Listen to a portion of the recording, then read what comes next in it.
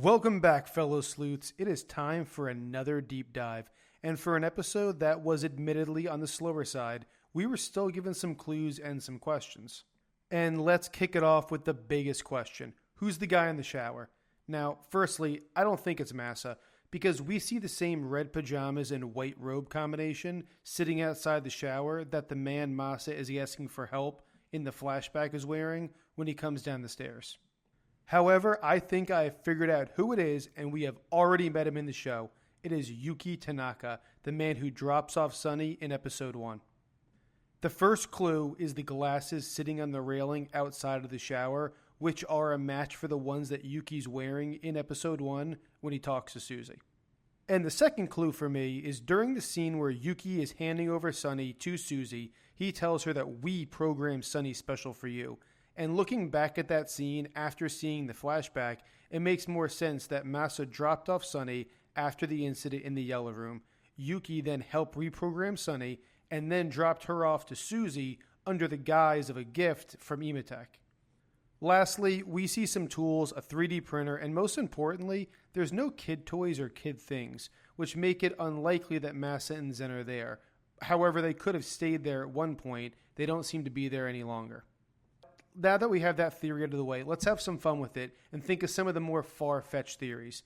Could Yuki Tanaka not be his real name and all that was a ruse? And is it possible that he is the younger man that we see in Noriko's framed picture among her other mementos? And most importantly, could this be Masa's father? So what do you think? Is it Yuki? Is it somebody else? Is it Masa? What are your thoughts and theories? Leave them in the comments. But what about Mixxy? She is the wild card in the deck. Her quick willingness to help Susie to the extent that she has, despite not knowing her very well, seems off and has raised Sunny's eyebrows. And rightfully so, because it begs the question, does she have an ulterior motive? Let's take a closer look. Her job at the bar, which we know is frequented by Susie and Masa, could create an unassuming way for them to meet. And between the drinks and her role as a bartender, Susie may be more forthcoming than normal.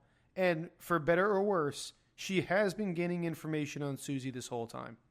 We also know she can be deceitful. She lied while guiding him through the woods and played on Sunny's naivete when giving her advice about keeping the bird, which she later denied, making Sunny look bad. And she also seemed a little jealous when she overheard Susie and Sunny talking in bed before Sunny went missing. All the while, the mysterious one-eyed man following them seems to know they're there and just keeps walking despite the bright light of Sunny, the battery warmer, and the chatter between the girls going on. Now, maybe he really is Yakuza and he's following them, but there were times he could have snagged Sunny and or took out Susie and Mixxy in the rural train station, but he didn't. So it's hard to understand his motivation at the moment. Either way, at the end of the episode, Sunny's been kidnapped, and I think there's good reason to point the finger at the Yakuza. There's only 3 real options here. 1, the guy following them was Yakuza, tracked them, called in the rest of the team, and kidnapped Sunny. 2, Mixxy's a traitor, and herself or someone at the farm told the Yakuza to come get them. Or 3, Sunny has a tracker on them, and that's how the Yakuza knew they were there.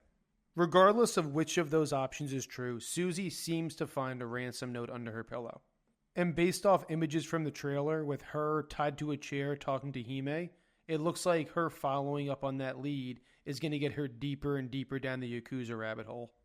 One last interesting clip was Sunny's memory in the dentist office, holding onto someone's hand.